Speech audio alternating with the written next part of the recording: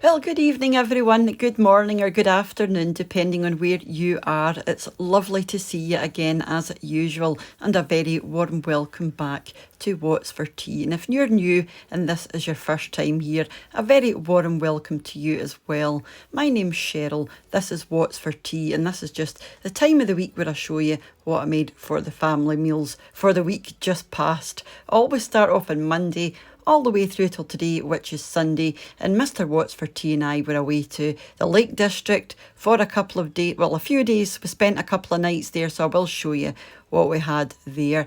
Any meals that feature in Meals of the Week that I've done a video on, I will always link underneath the video, but I think there's only one this week. I've had a particularly lazy week this week. The weather has been glorious, and I just haven't been in the mood for standing, making everything from scratch the way I normally do. Don't get me wrong, I do love cooking, but when the weather's that nice, you just don't want to be standing in the kitchen all the time. So yeah, I will show you what we had, and like I said, thank you very much for popping over just to see what we had, and hopefully this gives you ideas for you and your own family, because at the end of the day, I'm no cook, I'm no chef, I'm just a very basic home cook. But yeah, I do like getting in the kitchen, so hopefully it will give you ideas for you and your own family. So let me go and show you what we had this week, starting off on Monday all the way through till today, which is Sunday. So like I said, on Monday we did go down to the Lake District in England, and it's a tourist hotspot. The first time we've ever been down there, but yeah, we absolutely loved it. So on the Monday night we went to this wee local Italian place, and it was it was jam-packed, and we tried to go here the second night, but it was queued round the block, so we ended up going somewhere else. And I know why. The food is amazing. Mr. Watts for Tea had his usual go-to, and he had a pizza. I fancied a calzone. I wasn't in the mood for pasta or anything like that, although their menu was incredible. So this is a vegetarian calzone, so it's basically a folded over pizza, and in there, like I said, there's no meat, but there was mozzarella and tomatoes and green olives and sweet corn, and yeah, it was just so fresh and so light, and I thoroughly enjoyed that. And I was going to have that the second night, and a glass of wine, and Mr. Watts for Tea had a cider. In the morning we had our breakfast in the accommodation we were staying in, and this is a wee look at the menu here, and I will show you footage at the end of the hotel, or it's a bed and breakfast or a guest house, the room we had and all that kind of thing. So if you're interested, stay on to the end. So we had some freshly squeezed orange juice, some coffee, and this was freshly made bread which was toasted, some butter, and then from the options that were available, I've got to have the traditional cooked breakfast every time. It doesn't matter where we go, and this was delicious. So there's local bacon, sausage, tomato, black pudding, and a potato scone type thing, a potato cake with mushrooms.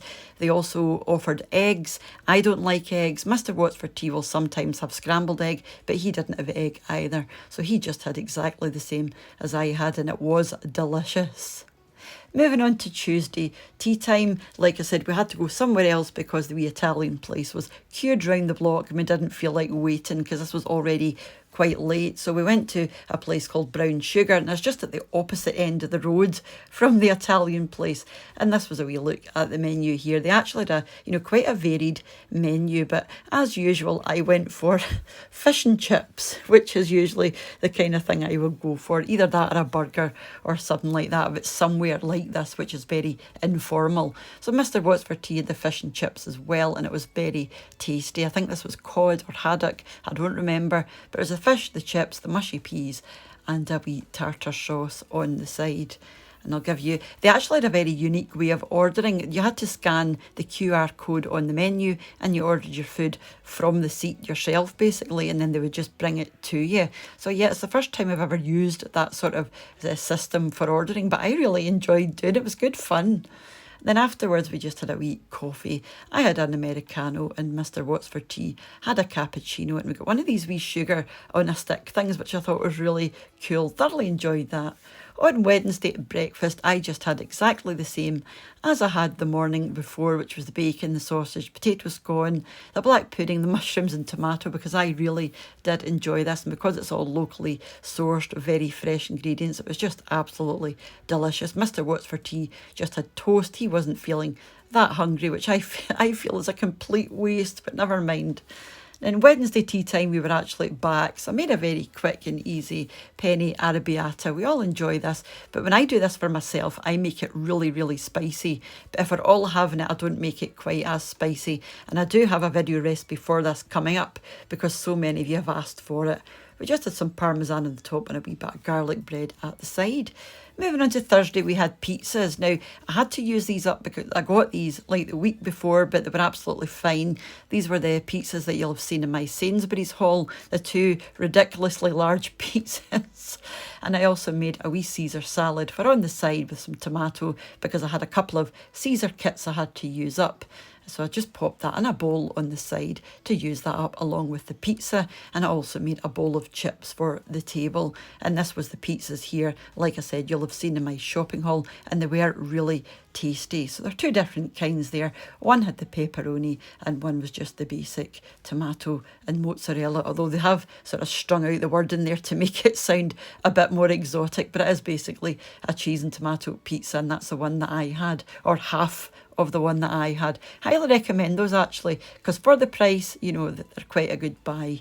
Moving on to Friday, it was just me and Mr. What's for Tea, and we had soup and rolls. So these were links from the local butcher on some Morton rolls or Scottish morning rolls. A few Pringles on the side, and that's just some Heinz tomato soup. Just one of those days you just can't be bothered doing anything. So luckily it was just the 2 of us, and we are absolutely fine with this. Moving on to Saturday, we had a salad, if you can call this a salad. So some mixed leaves, some tomato, some red onion, some yellow pepper, some croutons, some shaved parmesan, some sweet corn.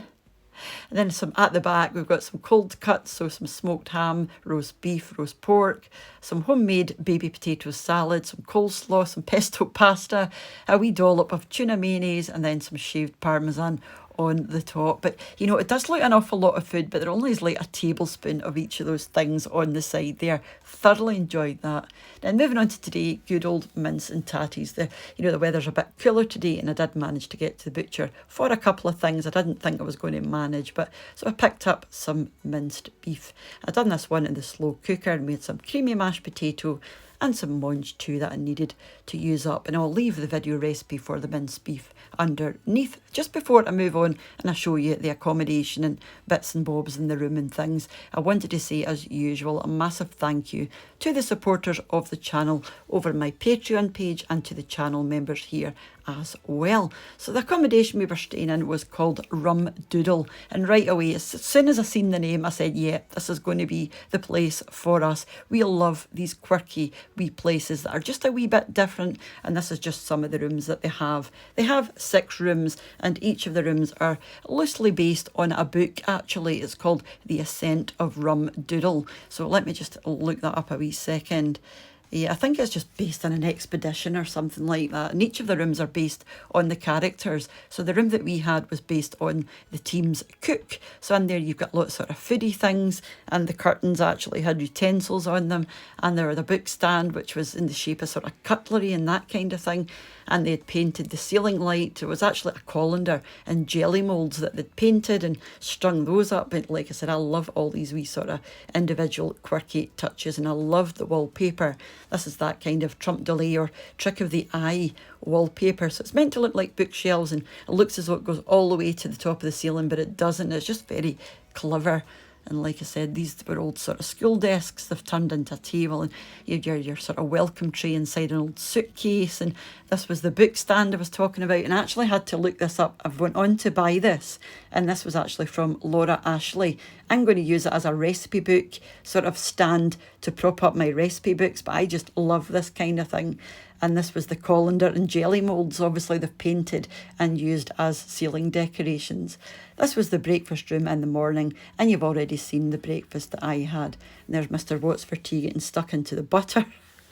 And then we went for a wee walk down to Bowness and all the wee sort of local quirky shops and local bakers that they have there. And we came across a bunch of swans and birds at the end of the jetty there. And I was blown away because I've never actually seen birds and swans just walk about like this and amongst people. So I had to capture this one on camera and just look at the amount of birds there, and they're really not bothered, and people were walking by and they weren't scared, which was just lovely to see, you know. So yeah, first time in Bowness and Windermere, and I'd certainly go back, but this was quite a busy weekend. I think it was a bank holiday. And it was, you know, heaving with people, and I do suffer with a touch of social anxiety, so it wasn't the easiest for me, but yeah, I could appreciate how beautiful it was. And they do boat tours and different sort of island tours and things, which we were going to go on, but yeah, it was going to take an hour there, and then obviously it was going to take a bit too long. If it was a bit shorter, we would have gone on one, but there are loads of wee coffee shops and old school amusement arcades and ice cream shops and all that kind of thing. So yeah, I'd definitely come back down. Highly recommended you give that one a go. The scenery is just spectacular in a lot of ways. You know, it does remind me of Scotland and the sort of landscape that we have here. But on the way back, it was getting quite cloudy and quite rainy, which I was quite glad about, because it had been roasting for a few days, and me and Mr. What's for Tea were both sunburnt, and that was using SPF 50. Yeah. But I burn really easily. My skin is so fair. And just on the way back, we actually seen some sheep, and I had to... Actually, this was on the way there.